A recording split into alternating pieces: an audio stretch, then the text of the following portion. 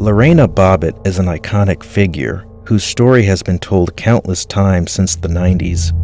Her story sparked a conversation about domestic violence and the legal system's treatment of survivors, and has become a symbol of empowerment for those who have experienced similar abuse. Born in Ecuador in 1970, Lorena Gallo was the youngest of 4 children and the only daughter. At age 18, Lorena moved to the United States to search for a better life. In 1987, she obtained a student visa, allowing her to stay. Initially, she worked as a nanny and later became a nail technician. While Lorena worked hard, she was grateful for the opportunity to pursue her dreams in the U.S. In 1988, Lorena and John Bobbitt crossed paths at a gentleman's club in Virginia. She was a student at a local community college, and he was a United States Marine. The two quickly hit it off and began dating. Just 1 year later, they married on June 18, 1989. Lorena was 20 years old and John was 22. Lorena and John had been married for just a few short weeks when their marriage turned dark.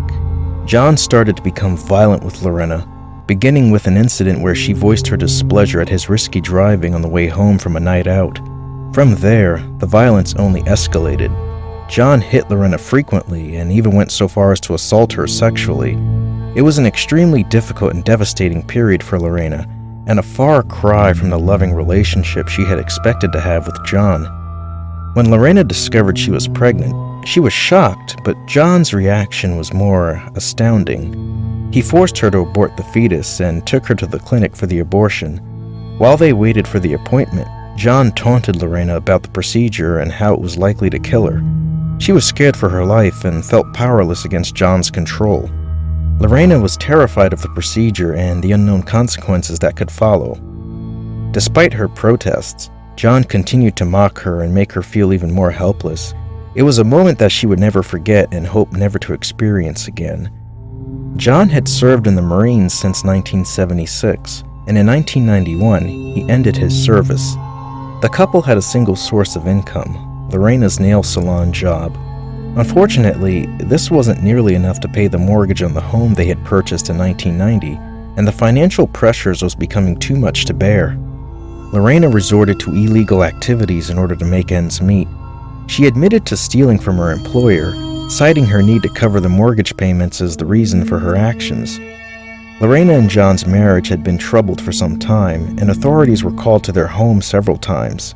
In 1991, John pled guilty to assault, but after he entered counseling, the charges were dismissed.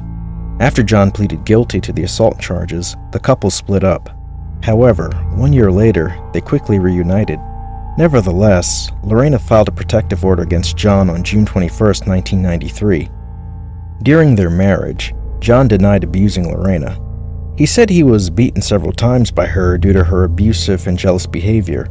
According to John, he only hit Lorena in self-defense. John's attorney said Lorena wasn't forced to end the pregnancy, but she and John made the decision together. In the early hours of June 23, 1993, Lorena said John arrived home drunk. He then assaulted her, and Lorena proceeded to the kitchen to find a knife. She returned to the bedroom and, without hesitating, cut off John's penis while he slept. While still holding the bloody knife and his severed organ, Lorena drove away from her apartment building in shock.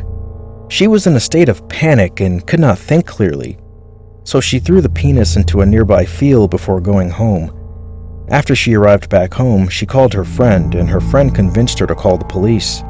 When Lorena told the police where she had thrown the penis, they located it and the hospital performed the reattachment surgery. Lorena was immediately arrested and charged with malicious wounding. The news of her actions shocked the world. Initially, some women's rights activists thought the incident could be used to bring more attention to domestic violence, but instead, the case was quickly turned into a tabloid sensation. As the media firestorm grew, comedians used the story as fodder for cruel jokes, often exaggerating and minimizing the real issue of domestic violence. Other instances of domestic violence have been turned into jokes instead of taken seriously because of similar sensational coverage. Although John was accused of marital sexual assault, he was found not guilty in a court of law in November 1993. Lorena Bobbitt's trial began in January 1994. She had been charged with malicious wounding, a crime that put her at risk of up to 20 years in prison and possible deportation from the U.S. During the televised proceedings, Lorena bravely testified that her husband had subjected her to years of physical and sexual abuse, as well as regular beatings. During the trial, Lorena's defense team argued she had been mentally and emotionally abused, and this abuse drove her temporarily insane. Outside the courtroom, there was an almost theatrical atmosphere.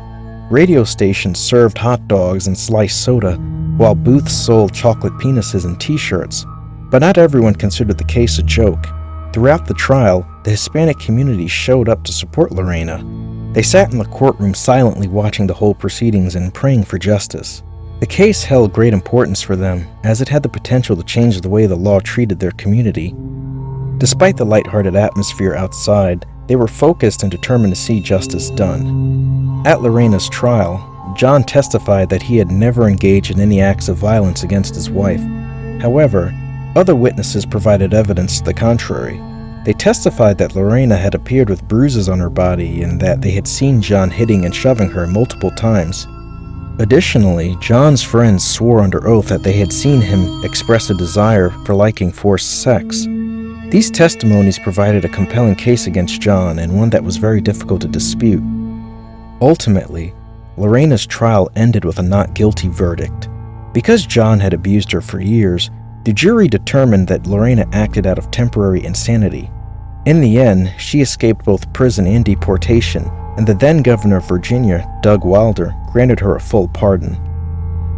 After the infamous 1993 incident that gained him nationwide notoriety, John Bobbitt had a difficult time. He formed a band called the Severed Parts to earn money from his fame. Unfortunately, the band wasn't able to cover his mounting medical and legal bills. John also appeared in an adult film, John Wayne Bobbitt Uncut, in September 1994 in an effort to earn some money. Although his attempts to make money were unsuccessful, the incident in 1993 secured his place in the public eye. In 1999, John was convicted of theft from a store in Nevada and was sentenced to probation. Unfortunately, he violated that probation in 2003 when he was arrested on battery charges against his then wife, Joanna Farrell. As a result, he was sentenced to prison. John was again twice arrested on charges of battery against Farrell in 2004, prompting his decision to file for divorce that same year. 10 years later, in 2014, John was severely injured in a tragic vehicular accident in Buffalo, New York. He broke his neck and was hospitalized for an extensive period, requiring multiple surgeries and months of physical therapy. Lorena's acquittal meant she did not face any prison time. Instead, she was required to undergo a 45-day psychiatric evaluation at a hospital, as Virginia state law demanded. Upon completion of the assessment, Lorena was released and did not face any further legal ramifications. The acquittal highlighted the importance of having legal systems that recognize the rights of women to defend themselves and raising awareness of the realities of domestic violence. Lorena's case was seen by many as a prime example of the power of speaking out and standing up for oneself. Lorena became a citizen of the United States in 1994. 1 year later, she and John divorced. There was a rumored $1 million offer for a Playboy photo shoot and a large sum of money for Lorena to travel to South America, but she declined both. Instead, she chose to focus her energy on providing for her family and worked as a cosmetologist, an administrative assistant, and a real estate agent. She remained focused and determined to make a better life for herself and her loved ones. Following her trial, Lorena attended Northern Virginia Community College, where she met David Bellinger. At first, they were just friends, but as time passed, their relationship evolved into something more, and they had a daughter, Olivia, in 2005. Even though Lorena refers to David as her husband, the two of them remain unmarried. Despite not being legally married, Lorena and David remain committed to each other. Lorena credits David with helping her heal after her trial and allowing her to rebuild her life. In April 2009, Lorena Bobbitt appeared on the Oprah Winfrey Show and told the host that she had no interest in talking to John Bobbitt ever again. Despite this, they both appeared on The Insider in May 2009, marking their first meeting since their divorce. On the show, John apologized to Lorena for treating her badly during their marriage. He also admitted that he still loved her and had been sending her Valentine's Day cards and flowers. With the aim of helping domestic violence victims and their children, as well as raising awareness of the issue, the Lorena Gallo Foundation was founded in 2007 by Lorena. The foundation provides support and resources to those affected by domestic violence and their families, including legal support, financial aid, and counseling. Besides educating the public about the issue, the organization also creates awareness campaigns and participates in events to create dialogue. Through the foundation, Lorena seeks to create a world where no one suffers from abuse and everyone can enjoy a safe and secure home. The foundation has had a tremendous impact on the lives of victims of domestic violence. It has provided valuable support, resources, and hope to those in need. In 2019, Jordan Peele produced a documentary about Lorena's story.